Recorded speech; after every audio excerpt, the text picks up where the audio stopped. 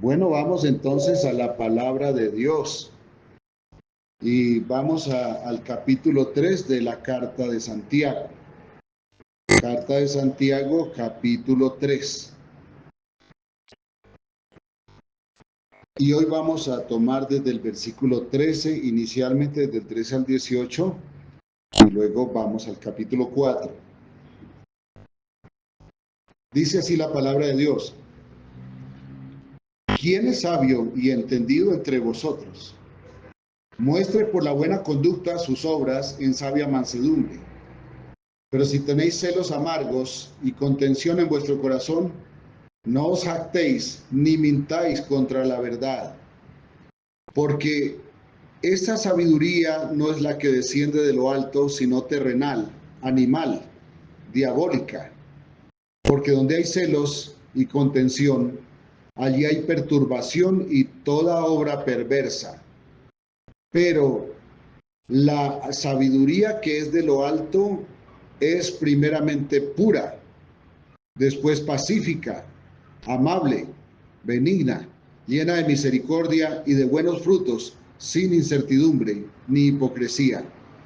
Y el fruto de justicia se siembra en paz para aquellos que hacen la paz. Bueno, estábamos hablando entonces en estos días, el viernes pasado, acerca de esa controversia que a veces se genera entre las obras y la fe. Y hacíamos una conclusión, es que las obras no son una obligación para que mi fe se vea, sino que las obras es el natural fruto de una fe genuina. Y decíamos que cuando alguien pretende hacer cosas para dorar su fe, es semejante a quien tiene un espino sembrado en su casa y luego se compra unos bultos de manzana y se llena el espino de manzanas y luego le dice a los demás que ahí hay un manzano y allí no hay un manzano. Allí hay un espino que le pusieron frutas encima. Y muchas veces hacemos eso. Hacemos cosas para pretender ganarnos el favor de Dios, pretender convencer a los demás de que nuestra vida es una vida transformada. Pero el proceder correcto es arrancar el espino, sembrar el manzano y esperar el tiempo debido para que ese manzano dé frutas. A veces no son tantas, pero da. Si no da, pues no sirve, ¿no? Pero da frutas y son frutas legítimas de un árbol legítimo. Luego, en el capítulo 3 y en adelante, lo que sigue hasta terminar la carta, lo que hace el apóstol es hacer una descripción de algunos aspectos de las obras que tienen que ver con la fe, es decir, de los frutos de esa fe. Porque, repito, no hacemos cosas para garantizar que nuestra fe es genuina, sino que de la naturaleza de ser transformados, de la naturaleza de tener una fe genuina, entonces hay obras y son obras nuevas. Esas obras son el fruto de la fe que profesamos. Y entonces ayer hablamos de la lengua, ese órgano tan pequeño, pero que es capaz de causar grandes incendios. ¿Por qué? Porque nadie, absolutamente nadie, ha sido capaz de refrenarla. Y que Dios nos exige rotundamente frenarla. Y aprendimos también que, lógicamente, no hemos sido capaces de hacerlo, ni vamos a ser capaces, pero Dios nos exige disposición para obedecer. Y si tenemos la disposición para obedecer, Él envía el poder para hacerlo. No viviremos un control perfecto de nuestra lengua mientras estemos en la tierra, pero hay una cosa que sí evidencia a los hijos de Dios, es que crecemos. ¿Y por qué crecemos? Porque el Espíritu Santo está obrando. Si el Espíritu Santo deja de obrar, entonces el proceso se estanca. Pero si el Espíritu Santo sigue obrando, mejoramos. Y también hablamos de que no solamente debemos decir Espíritu Santo, controla mi lengua, yo debo hacer el ejercicio, la disciplina de frenarla. no porque yo pueda hacerlo, sino porque el Espíritu Santo entonces, viendo la fe que yo tengo, porque cuando yo me pongo a hacer algo es porque tengo fe. Si no me pongo a hacerlo es que no tengo fe. Cuando estoy haciendo algo, entonces Él viene y nos ayuda. Eso es semejante a como cuando uno viene llegando a la casa, vamos a imaginarnos con un par de patillas o sandías, una debajo de cada brazo, o tal vez dos debajo de cada brazo, y alguien nos ve y sale corriendo a ayudarnos, pero si no nos ven haciendo nada, nadie nos ayuda. El Espíritu Santo corre en apoyo de aquel que ha empeñado su fe en la obediencia. La obediencia es imposible para nosotros, pero la hizo posible Cristo. Cristo vivió la obediencia perfecta que yo no pude, vivió la vida perfecta que yo no pude.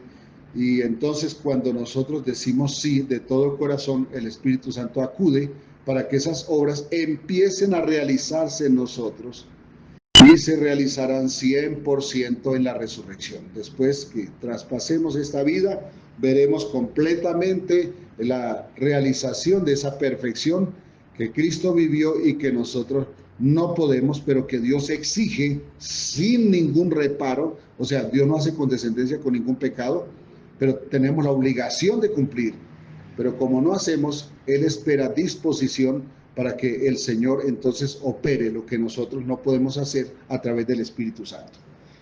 Acá entonces vamos a otro aspecto que tiene que ver con las obras de la fe, las obras de fe, las obras que son pertinentes a la fe, que son obligación y que son pertinentes, pero que yo no hago por obligación, sino por fruto de lo que soy. ¿Quién es sabio y entendido entre vosotros? Bueno, pues el que sea sabio muestre por la buena conducta sus obras en sabia mansedumbre.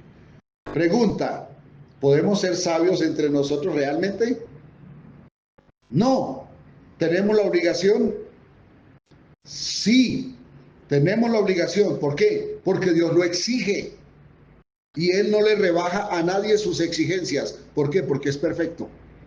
Si Él rebajara las exigencias, no sería Dios. Por eso yo no le puedo decir, Señor, es que tú sabes que es que yo soy así. Yo no le puedo justificar a Dios mis pecados, mis faltas. Si yo se las justifico, estoy menospreciando su santidad. Entonces yo lo que debo hacer no es justificarlo, no es justificarme, es pedirle misericordia. ¿Por qué? Porque no merezco su misericordia, pero como puso a Cristo en la cruz, entonces me dio su misericordia y luego entonces me pide una actitud adecuada de obediencia. Y cuando yo tengo esa actitud, el Espíritu acude. Esto para que no nos confundamos. Es que a veces en el mismo púlpito el pastor nos dice, hermanito, tiene problemas de orgullo, eso es que no ayunaba. No, el problema no comienza por ayunar. El problema comienza por doblegarnos. Claro que cuando ayunamos estamos doblegando la carne, pero es que el primero que se tiene que doblegar es el espíritu. Es que la arrogancia no nace en la carne, es una obra de la carne, pero no nace en la carne, nace en el espíritu. Entonces, cuando mi espíritu se dispone para doblegarse, como dijo Jesús, cuando el espíritu está dispuesto, aunque la carne sea débil, vamos a ser auxiliados. Pero a veces tomamos decisiones, pensamos que la fe consiste en decisiones. Yo decido tal cosa, yo decido tal otra cosa. Y cuando fracasamos, nos decepcionamos de nosotros mismos porque nos damos cuenta que no somos capaces. Bueno, es que la fe no consiste en decisiones.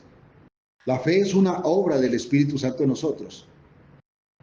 ¿Qué es lo que yo debo llevar al Señor para que el Espíritu Santo obre la fe en mí?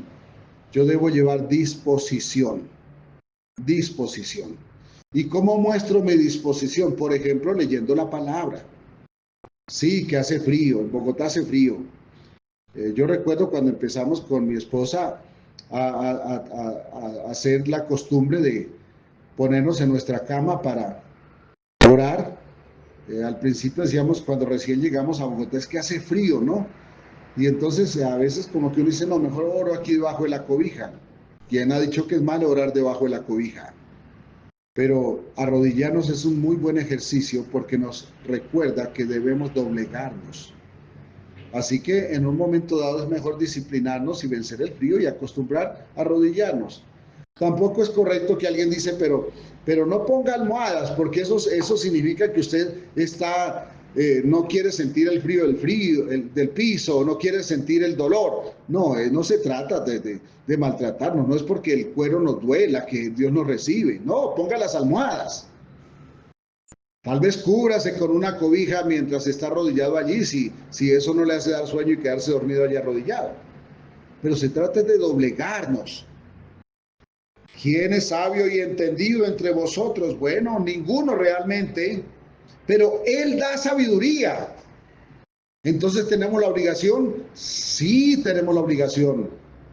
Porque lo que nosotros no damos de nosotros mismos, lo que el creyente no da de sí mismo, el Espíritu Santo lo da en abundancia. Es más, la palabra dice que es en sobreabundancia. Entonces, ¿qué es lo que necesito? ¿Tomar decisiones? No. Claro que sí debo tomar decisiones, pero no es el principal acto. El principal acto es doblegarme. El principal acto es ejercitarme las disciplinas. Yo no decido creer. La palabra de Dios o el Espíritu Santo obrando la palabra de Dios en mí me capacita para creer. Allí, ¿cuál sería mi decisión? Leer la palabra. Mi decisión sería leer la palabra, pero mi decisión no es creer, no. Mi decisión es leer la palabra, escudriñar la palabra. Y entonces el Espíritu Santo obrará lo que a veces me equivoco decidiendo, la fe. La obrará y cuando el Espíritu Santo obra la fe, entonces yo soy sustentado en medio de la debilidad. ¿Cuántas veces nos levantamos sin ganas de continuar? Tantas veces, ¿cierto? Hoy, esta tarde, mi esposa tiene que enseñar a las guerreras y sin embargo, hoy está dolorida, está afectada en su salud.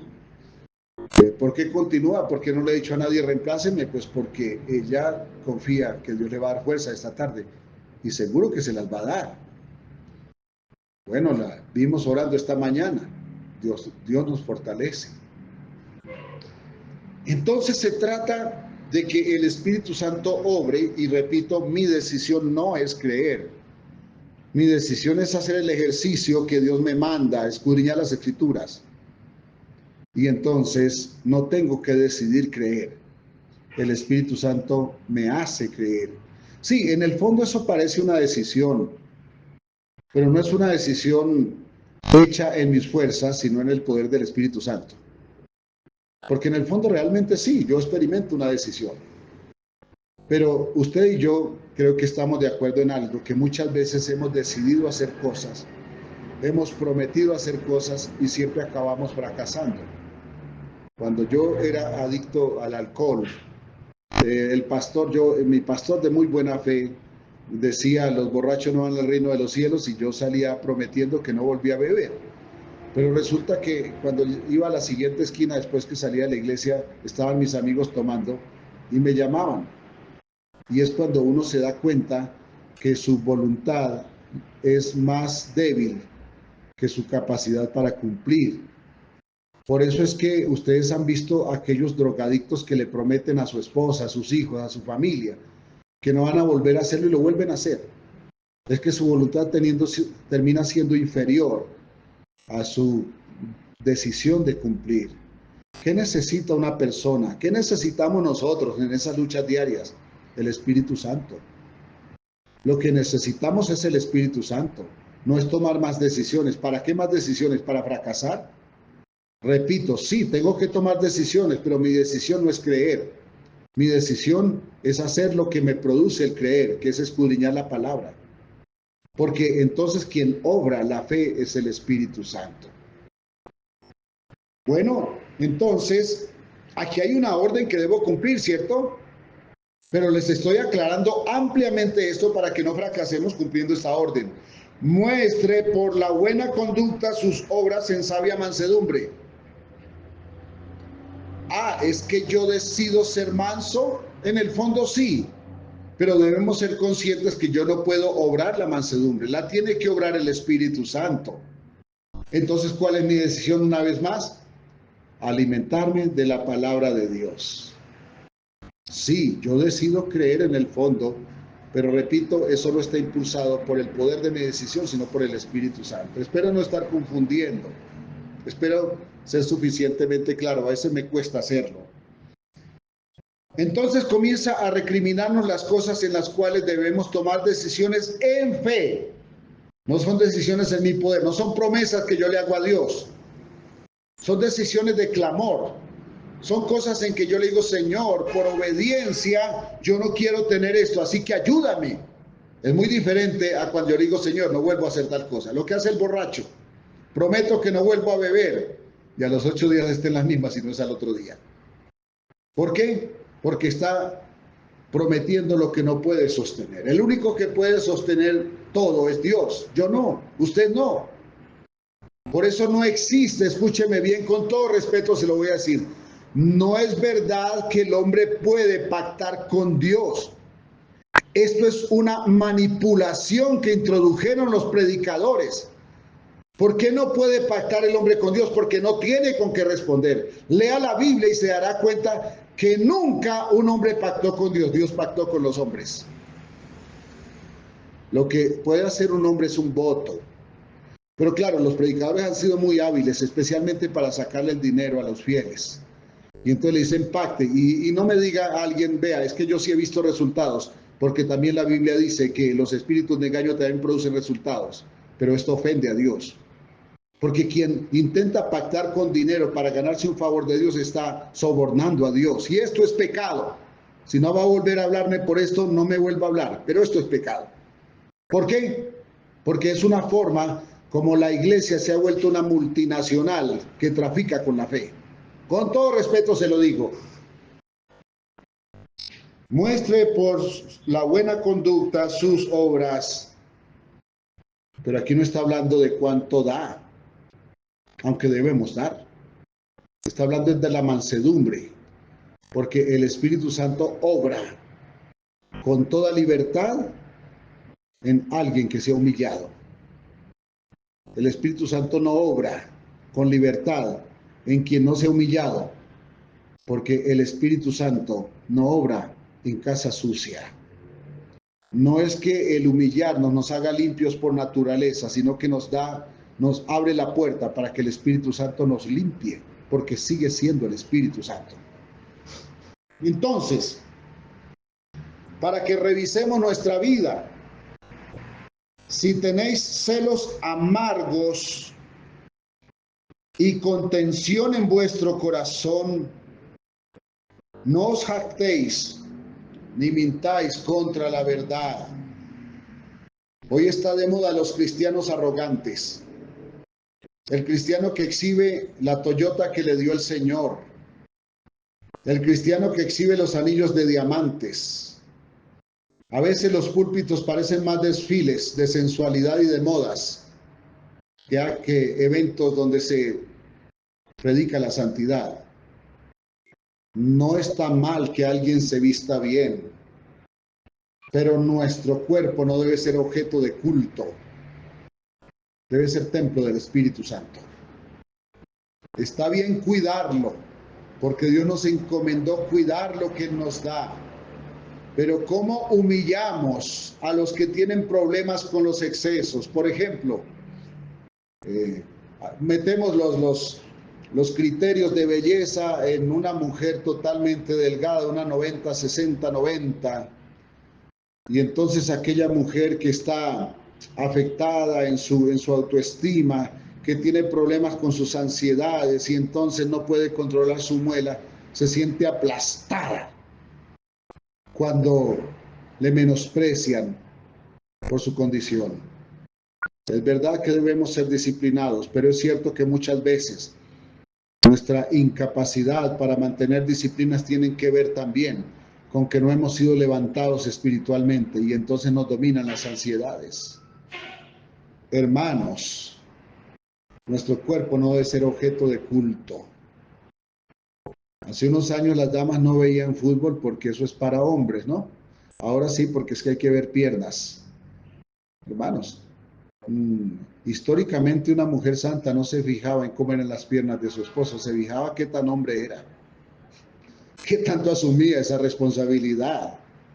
Y claro que todos tenemos ojos, tanto las damas como los caballeros, pero regularmente son más dragones los ojos de los hombres que los ojos de las mujeres. Una mujer normal es menos dragona emocionalmente que un hombre.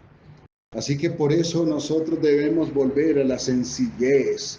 No se trata de ser descuidados, pero sí de ser modestos, pudorosos, de ser suficientemente humildes. Y eso, la única forma de conseguirlo es humillándonos, porque la humildad es un fruto de la humillación. La humillación no consiste en arrastrarse, no, la humillación consiste en doblegarse. Y nos doblegamos ante Dios. Claro que hay gente que dice, me le humillo a Dios y no a los hombres, y entonces es arrogante con los hombres, pero esto es mentira. Quien no es capaz de doblegarse ante los hombres tampoco se ha doblegado ante Dios.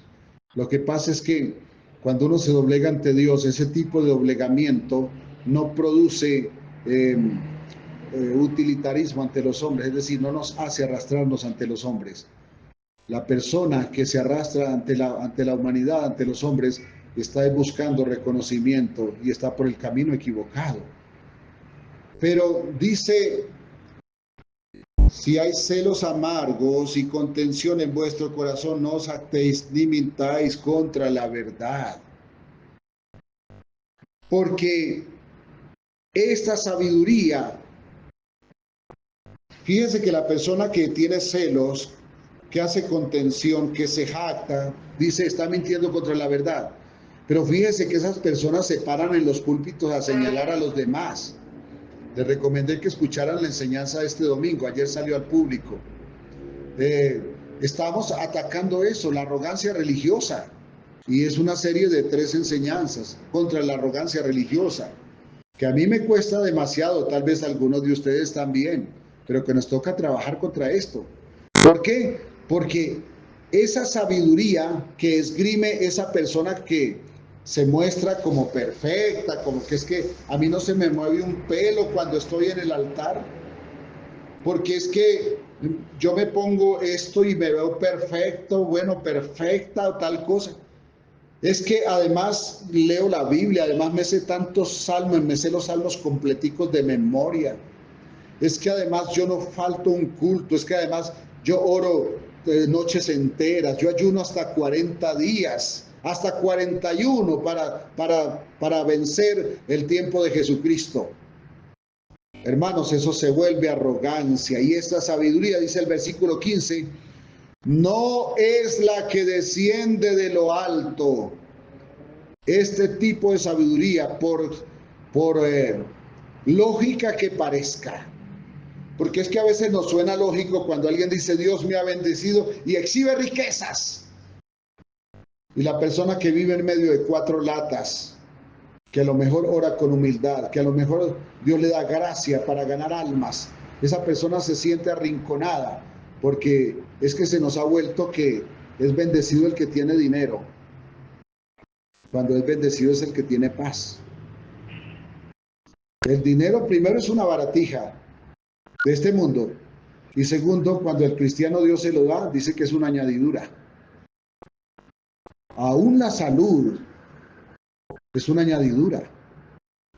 ¿Por qué es una añadidura? Porque no la merecemos.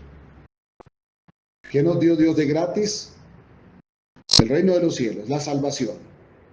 ¿Qué nos ofrece como añadiduras? Muchas otras cosas. El plato de comida del día, el disfrutar un paseo, disfrutar una salida con la familia, disfrutar un helado. Son añadiduras.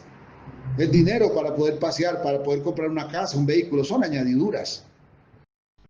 Pero quien se jacta de lo que tiene y es una persona contenciosa, es una persona que causa divisiones porque señala, porque no usa de misericordia, porque acostumbra su dedo señalador, esa persona no tiene una sabiduría que es de lo alto. Esta sabiduría es diabólica, es terrenal, es animal. Cuando dice animal quiere decir irracional. Hermanos, la fe se razona. Lo que pasa es que escuché predicadores decir, la palabra de Dios no es para razonarla, es para cumplirla. Perdón, la palabra sí se debe razonar, lo que no se debe es confrontar. Es decir, yo jamás debo poner en el banco de los acusados a Dios para reclamarle. Por eso aquellos que dicen reclámele a Dios que usted es un hijo, están siendo arrogantes y están enseñando arrogancia. Mejor baje la cabeza y diga: Señor, por tu misericordia, si te place, concédeme esto. Y cuántas cosas vemos, cuántas cosas Dios hace. ¿Sabe qué pasa con aquel arrogante que soluciona su economía, que soluciona un buen trabajo, pero que no soluciona la paz en su corazón? Porque la falta de humildad causada por la falta de humillación produce guerra al interior del corazón. Y es cuando la paz no aparece por ninguna parte. Porque donde hay celos y contención, allí hay perturbación y toda obra perversa. Ay, cómo se hacen de seguidores los que presumen de sus virtudes, y no faltan los borregos que los sigan. Y entonces comienzan a señalar: hermanita, Dios no le ha respondido tal cosa, es que usted está en pecado. Y comienza la hermanita a buscar a ver en qué ha pecado. Sí, hemos pecado, es verdad. Pero no empezamos a buscar por las cosas que muy regularmente son los frutos del pecado. Es que a veces pensamos que el pecado es fumarse un bazuco, pero ese es el fruto del pecado.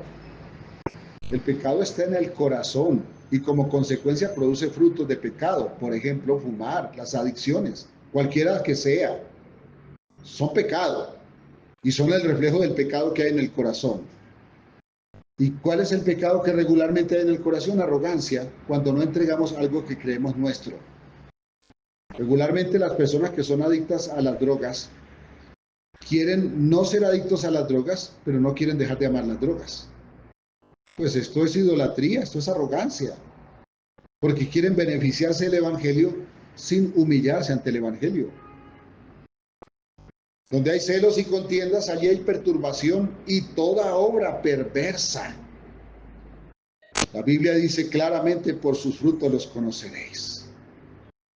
¿Cómo se vuelve intolerante una persona que presume de lo que Dios le ha dado? Y digo que presume de lo que Dios le ha dado para no traer aquí a los incrédulos. Estoy hablando de creyentes que presumen de lo que Dios les da, presumen sus posesiones, presumen su trabajo, presumen la familia que tienen. Siempre están diciendo que su familia es perfecta. Y cuando uno los conoce de fondo, si alguna vez se queda escondido en su casa, se da cuenta cuántas cosas pasan allí, detrás de esa puerta cerrada. Bueno, a todos nos pasan cosas detrás de las puertas cerradas. Por eso nos salimos a presumir, salimos a pedir misericordia, porque entonces Dios endereza lo que está torcido, porque Él hace misericordia con aquel que se humilla. Versículo 17: pero la sabiduría que es de lo alto es primeramente pura. Ay, cómo se conoce la pureza de alguien: por sus frutos los conoceréis, ¿no? Dice la palabra, por ejemplo, para citar un solo ejemplo: bienaventurado el que piensa en el pobre. Felices. Felices. Y hace una descripción de cuántos felices. Bueno, los pacificadores. Felices los que reconocen su necesidad. O mejor, los pobres en espíritu. Felices los que reciben la persecución con fe, porque ellos recibirán fortaleza. Felices aún los que lloran en una causa justa, porque ellos serán consolados. La sabiduría que es de lo alto es primeramente pura, es pacífica. Felices los pacificadores, porque ellos vivirán en paz. Tienen su conciencia más limpia que los demás. Digo más limpia porque regularmente nunca tenemos una conciencia perfecta. Esa sabiduría además es amable. Esa sabiduría no cierra la puerta al necesitado. Esa sabiduría no insulta a los demás. Esa sabiduría no humilla. Esa sabiduría piensa en el bien, es benigna, hace misericordia. En otras palabras, en quien tiene esa sabiduría se ve el fruto del Espíritu Santo. Allí en Gálatas nos muestra unos apartes, o mejor, un cúmulo contenido de lo que es el fruto del Espíritu: amor, gozo, paz, paciencia, benignidad, bondad, fe, mansedumbre, templanza. Contra estas cosas no hay ley que condene. Y allí no hay hipocresía. Es decir, si hacemos misericordia con el pobre, no es para que nos vean los demás, no es para que el pobre no nos estorbe, es porque nos duele la necesidad de quien la tiene. Eso es sabiduría de lo alto. ¿Cómo se cultivan esas cosas? A través de la fe. Pero ¿cómo se consigue la fe? Pues no es por su decisión, usted siempre ha fracasado intentando creer. Es por su humillación. Es por decir sí al Señor. Porque cuando decimos sí al Señor comenzamos a hacer lo que Él manda, y el Espíritu Santo da el poder para hacer lo que Él manda. Nunca daremos la talla, pero Cristo completa, porque ya lo hizo todo. En Él estamos completos, así que el Padre no ve a este Hijo que es tan imperfecto y que hace tantas cosas tan defectuosas, sino que ve a su Hijo en mi lugar. Y cuando ve a su Hijo en mi lugar, entonces me ve perfecto. Allí no hay hipocresía. Allí hay un corazón contrito y humillado. Y entonces termina diciendo, y el fruto de justicia se siembra en paz para aquellos que hacen la paz. El fruto de justicia se siembra en paz para aquellos que hacen la paz. ¿Quiénes son los que hacen la paz? Los que se han humillado. Porque los que no son hipócritas, los que no son arrogantes, no pelean con nadie. En mi tierra decían, la decencia no pelea con la ignorancia. Y me parece que eso no suena así tan fácil. Mejor la decencia no pelea con la arrogancia. ¿Por qué? Porque el arrogante es el que le gusta la pelea, es el que le gusta contender, es el que le gusta señalar, es el que le gusta jactarse, es el que señala siempre a los demás. El humilde, porque se ha humillado, siempre acaba diciendo, sé propicio a mí que soy pecador, y sé propicio también a mi hermano que te necesita, Señor. Ay, hermanos, si fuéramos capaces de hacer eso, ¿cuántos males nos evitaríamos? ¿Cuántos males nos evitaríamos? Lo que pasa es que Dios es muy paciente, por eso no nos ha destruido. Pero que Dios se aguante a alguien que exhibe sus riquezas como el fruto de sus bendiciones y que se jacta delante de los demás, eso no significa que se está haciendo santamente. Que Dios se aguante y no destruya al que pretende con algo que llama pacto y que lleva una plata para enriquecer más al pastor o a la empresa llamada iglesia. Y no estoy diciendo que no lleve, porque nosotros no llevamos a la iglesia porque la iglesia tenga necesidades, sino porque Dios lo manda. Pero las iglesias, muchas hoy se han vuelto multinacionales económicas y no centros de misericordia, no centros donde se predica la verdad. Dios, el hecho que Dios no destruya al que hace tal cosa, al que intenta sobornar a Dios con su sucio dinero, no significa que esté haciendo bien. Hermanos, humillémonos ante Dios y Él nos exaltará cuando fuere tiempo. Tal vez el tiempo real va a ser después de la resurrección, porque si nos exalta aquí, de pronto nos engrandecemos, porque aquí estamos todavía en un estuche de carne. Hay personas a las que Dios no les puede dar dinero en esta tierra. Hay personas a las que no les va a poder conceder ir a conocer Israel. Hay personas a las que sí. Bueno, Dios tenga misericordia. Hagamos bien con lo que Dios nos ha dado. Seamos agradecidos con lo que Dios nos ha dado. Usemos de sabiduría en lo que Dios nos da y seguro que el Espíritu Santo obrará cosas mejores.